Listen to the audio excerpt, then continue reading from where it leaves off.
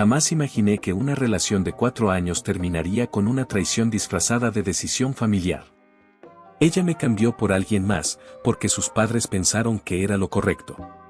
Ahora, 2 años después, no puede soportar ver lo bien que me va. Con la empresa que construí desde cero. Y con la mujer que realmente me eligió sin condiciones. Tengo 29 años. Antes era un simple desarrollador de software con sueños grandes y pocos recursos. Hoy soy fundador de una startup que, contra todo pronóstico, despegó. Pero para entender lo que pasó, hay que regresar unos cuantos años atrás. Ella y yo nos conocimos en la universidad. Mientras ella asistía a una escuela privada de élite, estudiando administración como buena heredera de apellido rimbombante. Yo me las arreglaba con una beca, estudiando informática, sobreviviendo con sopas instantáneas y café barato. Nuestro primer encuentro fue tan ridículo como cliché. Derramó su café sobre mi laptop en la biblioteca. Yo hice una broma tonta en lugar de perder la paciencia, y así, sin buscarlo, empezó algo que duraría 4 años. 4 años que, ingenuamente, pensé que eran reales. Desde el principio supe que su familia me veía como un intruso. Nunca dijeron nada abiertamente, su clase social no se permite ese tipo de groserías directas. Pero bastaba con estar en la misma habitación que ellos. Miradas condescendientes, silencios incómodos y constantes comentarios sobre hombres de verdad con éxito y apellido. A pesar de todo eso, pensé que ella me elegía a mí. Nos reíamos del mundo falso de sus padres, del drama de los clubes privados y de la obsesión con el estatus. Pasábamos nuestras noches acurrucados en mi apartamento diminuto. Comiendo comida rápida sobre un futón viejo. Viendo películas en una laptop que apenas funcionaba. Ella me decía que el dinero no importaba. Que lo que sentía por mí era genuino. Spoiler, el dinero siempre importó. Vivíamos en un tercer piso sin ascensor, con vecinos ruidosos y un gato rescatado llamado Pixel que destrozaba todo. Aún así, ese lugar era nuestro refugio. Lo decoramos con luces, plantas que ella compraba y yo cuidaba. Y ese caos compartido me hacía sentir que teníamos algo especial. El principio del fin llegó con una invitación a una cena casual en la casa de sus padres. Lo de casual fue la primera mentira. Era una cena formal con empresarios, socios del padre, y sus hijos. Hombres trajeados, con carreras ya consolidadas y apellidos que abrían puertas. Ella insistió en que asistiera. Me pidió que me pusiera más presentable, lo que en mi caso significaba un saco prestado y unos zapatos que no eran míos. En cuanto crucé la puerta, me di cuenta de que no estaba allí para conocer a la familia. Estaba allí para ser comparado y descartado. Y entonces llegó él. Ya sabes de quién hablo. El tipo perfecto, con el peinado perfecto, la sonrisa blanca y la conversación fluida. Encajaba sin esfuerzo con su mundo, hablaban de inversiones, propiedades, vacaciones en Europa como quien habla del clima. Mientras tanto, yo seguía con mi startup, trabajando jornadas interminables. Sin vida social, sobreviviendo con fideos baratos. Y dándome el lujo, de vez en cuando, de un burrito con guacamole, porque soy sofisticado, ¿no? No tenía historias emocionantes sobre casas de verano en la costa ni anécdotas de viajes de esquí. Lo mío era código, bugs, y la esperanza de no quebrar antes de fin de mes. No pasó mucho tiempo antes de que comenzaran los comentarios disfrazados de interés casual. ¿Sigues con ese proyectito de tecnología?, preguntó su padre. Mientras giraba el whisky en un vaso que costaba más que un mes entero de mi renta. Tragué saliva. Estamos en desarrollo temprano, pero avanzando, respondí, intentando sonar tranquilo. No mencioné que acabábamos de tener una reunión desastrosa con inversionistas. Ni que mi socio y yo estábamos durmiendo 4 horas por noche. Intentando arreglar errores críticos en nuestra app. Entonces uno de los candidatos se rió. Un tipo de sonrisa perfecta, bronceado fuera de temporada. La tecnología es tan volátil hoy día. ¿Estás seguro de que vale la pena? Tal vez deberías pensar en un plan B. Lo dijo como si me estuviera haciendo un favor. Como si su condescendencia fuera caridad. Miré a mi novia, esperando que dijera algo, como solía hacer. Antes, defendía lo que hacíamos. Decía que yo tenía visión, que admiraba mi pasión. Pero esta vez, nada. Bebía su vino y observaba los arreglos florales como si yo no existiera. Y entonces apareció Adrián. Su madre lo presentó como si fuera un príncipe rescatado de una novela de época.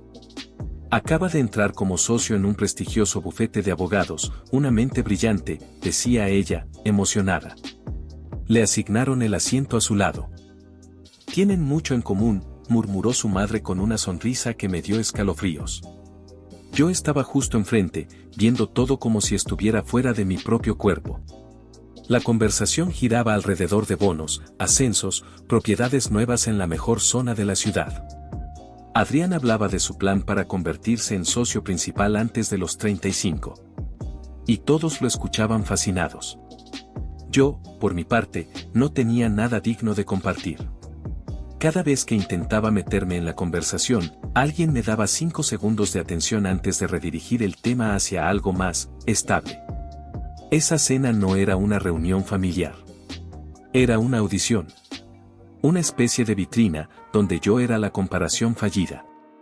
Ellos querían mostrarle a ella cómo sería su vida con alguien como Adrián. Y cómo sería si se quedaba conmigo. Y lo peor no fueron las indirectas. Ni los comentarios pasivo-agresivos. Fue ella. No dijo ni una sola palabra para defenderme. Se rió de los chistes de Adrián. Le preguntó sobre su trabajo, su carrera, sus viajes. Mostró interés real.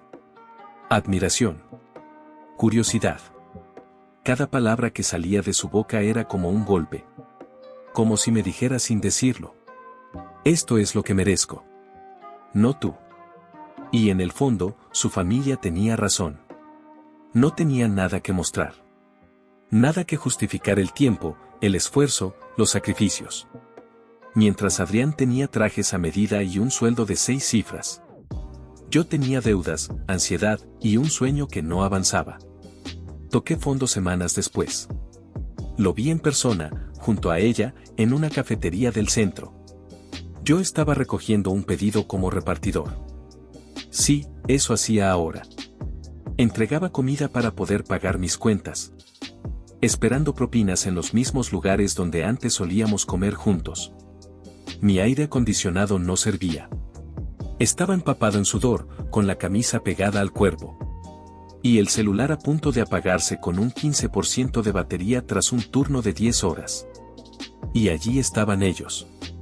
Sentados afuera, riendo, tomados de la mano. Vistiendo ropa de diseñador como sacados de un anuncio de lujo. Ella tenía un nuevo corte de cabello. Uno caro. De esos que no aparecen en catálogos de peluquerías baratas. Él vestía un traje que probablemente costaba más que todo mi armario junto. Ella me vio.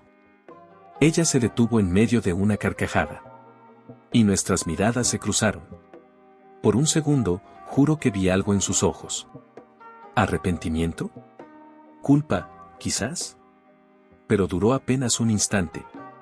Rápidamente fue reemplazado por esa sonrisa educada. La misma que uno le da a un mesero o a un repartidor en un mal día. Y luego, simplemente desvió la vista. Como si yo fuera un extraño más. Un recuerdo incómodo del pasado. Esa mirada me rompió por dentro. Ese fue el último día que permití que me trataran como una broma. Esa noche volví al apartamento de mi amigo Lucas. El mismo que me había dado un sofá, café y apoyo sin hacer preguntas. Borré todas mis redes sociales. Instagram, Facebook, todo. Y tomé una decisión.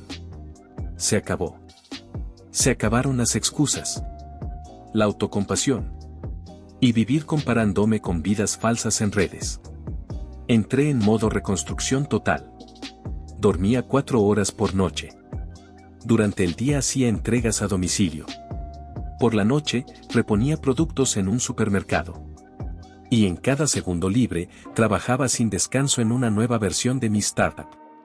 Pero esta vez, lo hacía con la cabeza más fría. Sin vender sueños inflados. Sin presentaciones vacías. y sin depender de inversionistas que solo querían cifras y promesas.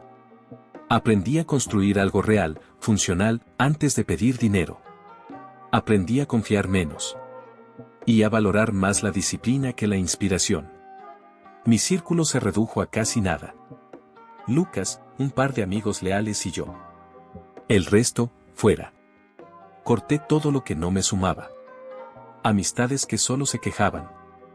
Hábitos mediocres. Conversaciones vacías. Lucas fue un héroe silencioso durante esa etapa. Me traía café durante mis maratones de código. Se aseguraba de que comiera algo más que barras de proteína. Y jamás se quejó de que convirtiera su sala en una oficina improvisada. Incluso me ayudó a conseguir entrevistas con contactos suyos. Cuando intentaba cerrar mis primeros clientes. Ese hombre merece su propia historia. Y sí, le fue bien. Ahora tiene el trabajo de sus sueños y acaba de comprar su primera casa. Yo, por mi parte, desaparecí del mapa durante casi 2 años. Ella no tenía idea de lo que yo hacía. Ni dónde vivía. Ni con quién estaba. Y sinceramente, dejé de pensar en eso. Mientras ella jugaba a tener la vida perfecta con Adrián. Yo trabajaba más duro que nunca. Mi nueva startup nació desde la experiencia real, no desde ideas vacías. Ya no buscaba crear la próxima app viral. Esta vez, me enfoqué en tecnología legal. Sí, suena aburrido. Pero creé una herramienta de análisis de contratos basada en inteligencia artificial. Capaz de hacer en segundos lo que a los abogados junior les tomaba horas.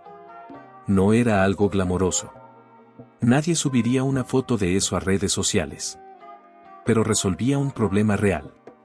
Uno que yo mismo sufrí cuando intenté entender los contratos en mi antiguo emprendimiento. Y entonces todo cambió. Un día, casi sin darme cuenta, mi emprendimiento finalmente encontró el entorno perfecto. Una publicación especializada se volvió viral, un cliente influyente habló maravillas de nuestro servicio, y de repente, ya no estaba luchando por sobrevivir. Estaba creciendo, rápido. Ahora eran las empresas quienes venían a buscarnos. Eran los inversores quienes llamaban. Ya no tenía que ir detrás de nadie. Mi startup, esa misma idea de la que se burlaban, empezó a competir directamente con firmas como la de Adrián. Y él estaba a punto de darse cuenta, de la peor manera. Solo pasaron 2 años. 2 años de esfuerzo silencioso, de trabajar hasta la madrugada, de enfrentar fracasos uno tras otro.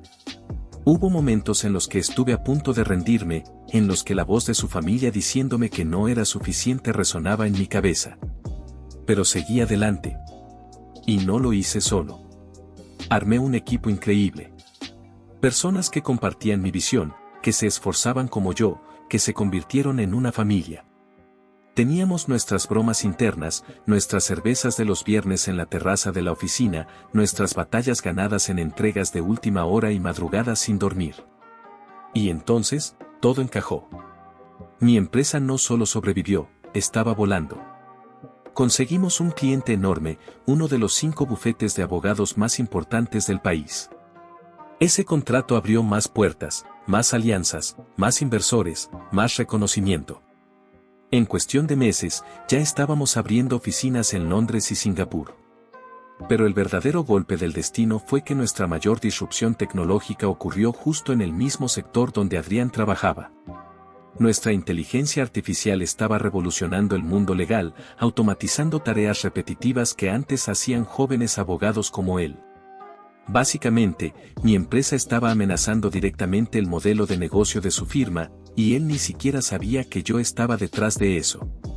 La primera vez que volvimos a vernos fue completamente inesperada. Estaba en un evento exclusivo de la industria. Esta vez no como espectador, sino como orador principal. 1 año antes, ni siquiera hubiera podido pagar la entrada. Ahora estaba en el escenario, hablando sobre cómo nuestra tecnología estaba transformando el sector legal. Cuando terminé mi exposición, estreché manos con ejecutivos, inversores, líderes del rubro, todo con un traje que esta vez sí me quedaba bien. Y entonces los vi. Sus padres, al otro lado del salón. Se notaban diferentes, más serenos, menos arrogantes. Me reconocieron de inmediato. La madre se quedó boquiabierta, con la copa de champán a medio camino. El padre, aquel que me humilló en su comedor, me hizo una leve inclinación de cabeza, como si al fin me respetara, como si al fin fuera alguien. Y luego la vi a ella. Parada a un lado, petrificada, como si acabara de ver un fantasma. ¿Seguía siendo hermosa? Por supuesto. Pero había algo distinto. La sonrisa perfecta de sus redes sociales ya no estaba. Esa luz en sus ojos había desaparecido. No se acercó. Yo tampoco lo hice. Pero vi su rostro pasar de la sorpresa al arrepentimiento. A partir de esa noche, las cosas solo fueron cuesta abajo para Adrián. Ya me habían dicho que su relación con ella no iba bien. Luego, supe por conocidos que él era tal y como me lo imaginaba, un tipo frío, controlador, más preocupado por la imagen que por la relación en sí. No era una pareja, era un jefe. Al principio, a ella le encantaba el glamour, los viajes, los restaurantes de lujo, las fotos para presumir en redes. Pero cuando se acabó la luna de miel, la realidad golpeó, y golpeó fuerte. Adrián casi no estaba en casa. Siempre estaba trabajando o haciendo conexiones laborales, lo que aparentemente incluía muchas noches fuera con 2 compañeras. Él controlaba todo el dinero y se aseguraba de que ella nunca tuviera acceso independiente a nada. También le imponía cómo debía vestirse, cómo debía hablar en público, con quién podía relacionarse, y lo peor era que sus padres siempre se ponían de su lado. Para él, ella ya no era el premio. Adrián no era ningún gobernador. Ella había renunciado a todo por una ilusión de seguridad y ahora se sentía completamente miserable. Estaba atrapada en un matrimonio que se sentía más como una jaula de oro. Y cuando las esposas doradas se ajustan bien, cuesta respirar. Unos meses después, ocurrió algo inesperado. El padre de Adrián vino personalmente a buscarme. Me entregó una invitación para una reunión privada de negocios. Era uno de esos eventos exclusivos donde empresarios influyentes se dan la mano a puertas cerradas y cierran tratos mientras beben whisky carísimo. Años atrás, se habrían reído con solo sugerir mi presencia allí. Pero ahora querían que yo estuviera en esa sala. No porque les agradara, sino porque sabían que estaba ganando y querían un pedazo del pastel. Acepté. No por orgullo, ni porque quisiera su aprobación. Acepté porque sabía exactamente por qué me estaban buscando. Mi empresa estaba creciendo de forma imparable, y ellos necesitaban aliados. Llegué al evento con retraso, intencionalmente. ¿Por qué no? Al entrar, lo vi, Adrián. Estaba de pie, con el ceño fruncido, los hombros tensos, revisando su celular una y otra vez. Se le notaba el estrés en el rostro. Su firma no andaba bien, y yo sabía exactamente por qué. Nuestra compañía había desarrollado un software que automatizaba gran parte del trabajo que hacían los abogados junior. Era más rápido, más barato, y estaba atrayendo clientes de los despachos tradicionales. El suyo, incluido. Probablemente Adrián aún no sabía que yo estaba detrás de todo eso. Pero en cuanto nuestras miradas se cruzaron desde el otro lado del salón, lo supo. Lo vi en sus ojos. Fue la misma expresión que yo tuve en el último evento al que fuimos juntos, pero esta vez, era peor. Lo que vi fue arrepentimiento. Un arrepentimiento tan crudo, tan palpable, que casi dolía verlo. Una semana después, me escribió. Ya había borrado su número hacía años, pero el mensaje llegó. Hola. Ha pasado tiempo. Me preguntaba si podríamos hablar un rato. Solo conversar. Lo ignoré. Un día después, otro mensaje. Sé que las cosas terminaron mal, pero he pensado mucho últimamente. Extraño nuestras charlas. También lo dejé sin responder. Pero luego, hizo algo desesperado. Se presentó en mi oficina. Era tarde, alrededor de las 8 de la noche. Mi equipo ya se había ido y yo terminaba algunos correos cuando la recepcionista me llamó. Hay una mujer aquí que quiere verte. Dice que es importante. No tuve que preguntar quién era. Por un momento, pensé en decir que no, en hacerla esperar, o simplemente mandarla a casa. Pero luego entendí que este era mi momento. así que le dije que pasara. Entró con paso vacilante, observando cada rincón de mi oficina, mi escritorio de nogal, los ventanales del piso al techo, el mobiliario moderno. Todo contrastaba enormemente con el pequeño departamento que habíamos compartido tiempo atrás. Ya no era la misma. Esa chica arrogante que una vez me dijo que no estaba a su altura ahora parecía nerviosa, incluso más pequeña. Destrozada por dentro. Bola, dijo, con una sonrisa triste. Ha pasado tiempo. Me recosté en la silla, crucé los brazos y la observé en silencio mientras intentaba encontrar las palabras. Me equivoqué, admitió finalmente, respirando hondo. Me dejé llevar por mi familia y cambié algo real por algo completamente vacío. Se mordió el labio, buscando en mi rostro algún signo de emoción. Te extraño, susurró. Extraño lo que teníamos. Incliné la cabeza. Ella sintió con rapidez, como si aferrarse a esa esperanza fuera lo único que le quedaba.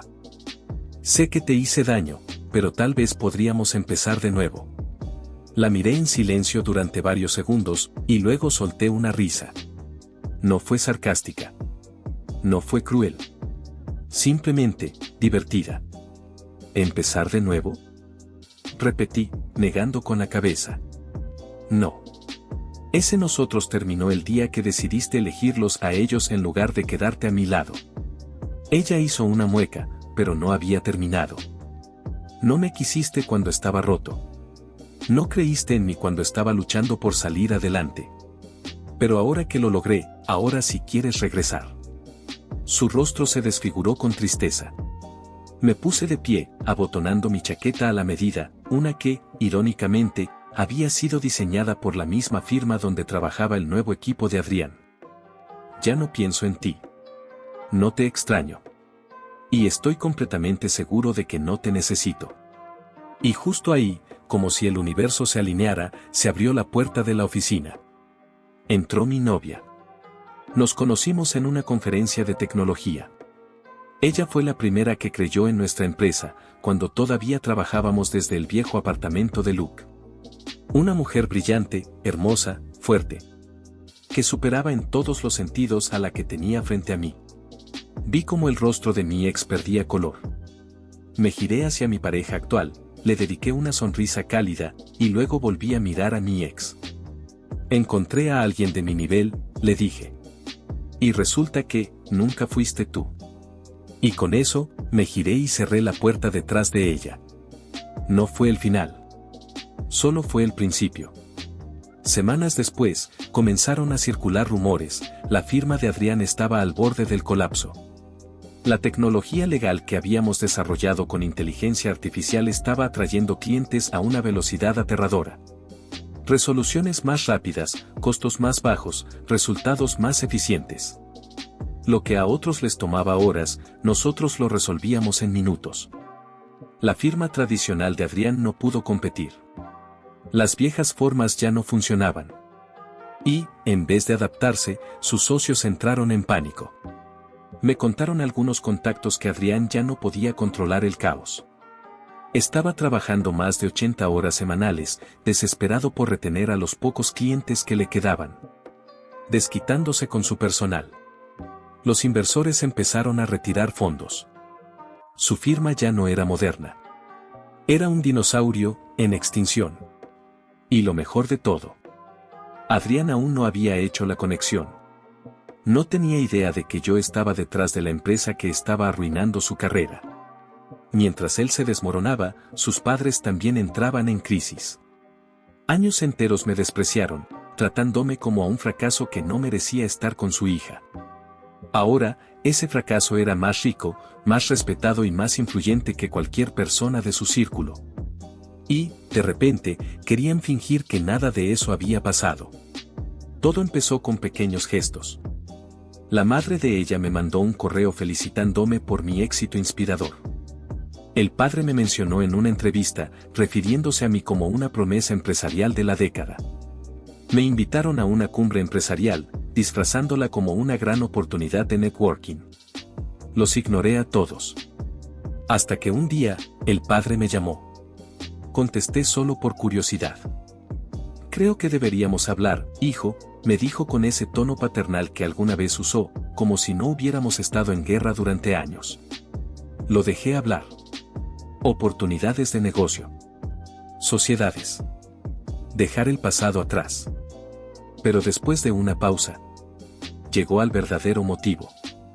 Cometimos un error. Lo sé. Todos lo sabemos. Pero ella no la está pasando bien. Creo que si ustedes dos pudieran sentarse a hablar. Y ahí fue cuando colgué.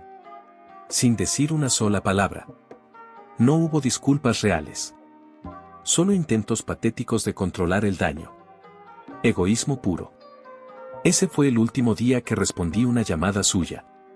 El momento en que Adrián descubrió quién estaba detrás de su fracaso, fue perfecto. Yo estaba participando como invitado en un evento empresarial de alto nivel. Un panel sobre innovación en derecho corporativo.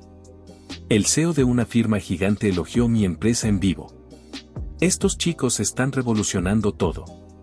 Hasta las grandes firmas tradicionales están luchando por mantenerse al día. Las cámaras enfocaron al público. Y ahí estaba Adrián. Hundido en su silla. La cara pálida como una hoja. Su expresión.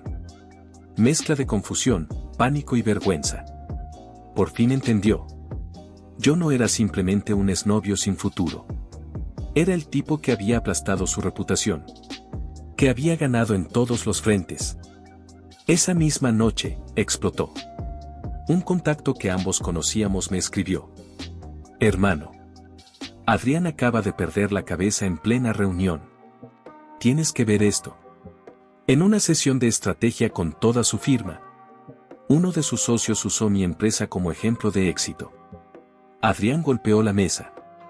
Gritó a sus superiores. Llamándome estafador con suerte. Jurando que nos hundiríamos. Pero nadie se rió. Nadie lo defendió. Todos lo miraban como si estuviera loco. Ellos estaban viendo lo que yo ya sabía. Adrián no era el futuro. El futuro era yo. Y aún así, no terminé ahí. Me quedaba una última jugada. La definitiva. Meses después, mi empresa cerró su mayor adquisición. Compramos una firma legal pequeña, pero muy influyente, que resultaba ser competidora directa de la firma de Adrián. No fue solo un golpe estratégico. Fue jaque mate. En cuanto se cerró el trato, nos llevamos a sus clientes más valiosos. Su firma colapsó. En 6 meses tuvieron que fusionarse con un rival. Adrián dejó de ser socio. De jefe pasó a ser otro empleado más. El mismo tipo que se burlaba de mí. Por no estar a su nivel. Terminó haciendo trabajo de asistente. En la misma industria que un día lo adoró. Y lo mejor. Seguía con alguien que había apostado por seguridad. Pero ahora esa seguridad se derrumbaba a pedazos. Yo, en cambio, me había levantado desde cero. Construido algo sólido y real. Encontrado el amor. Y la felicidad bajo mis propios términos. Nos vimos una vez más. Por casualidad. En la sala VIP de un aeropuerto. Yo esperaba mi vuelo a Tokio para abrir operaciones allá. Ella estaba sola. Sin bolsos de lujo. Sin joyas. Desgastada. Como si la vida perfecta se le hubiera evaporado. Cuando me vio, se le encendieron los ojos. Se levantó con una tímida sonrisa. Como si esperara un milagro. Solo negué con la cabeza. Me di la vuelta. Abordé mi vuelo en primera clase. Y jamás miré atrás. Porque al final, no tuve que destruirla. Ella se destruyó sola. Cambió amor sincero por estatus. Y ahora, sin ese estatus, no le quedaba nada. Adrián, el gran proveedor, el intocable, no era más que otro abogado frustrado, intentando no ahogarse en su propia mediocridad. Mientras tanto, yo tenía todo. Una empresa dominante en la industria. Una red de apoyo real. Y una relación sana y honesta. Jamás respondí a sus últimos mensajes. Ni siquiera abrí sus intentos silenciosos de volver. Porque la mejor venganza no fue arruinar su vida. Fue vivir la mía. Sin ella. Hasta aquí el video. Si te gustó regálame un like y una suscripción, me ayudarías mucho.